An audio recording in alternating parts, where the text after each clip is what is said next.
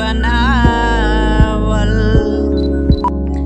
दिल जे बनावल उ पागले नु होई।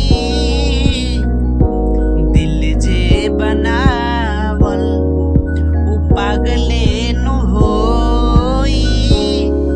प्यार जे बनावल उ होई कसाई। अबही तनिक लागे अबही तनिक लागे बाद में बुझाई। आ घोटल घोटाई नाए संजय जी ई बड़का मिठाई। अबही तनिक लागे बाद में बुझाई। घोटलो घोटाई नाए निशा जी दवाई।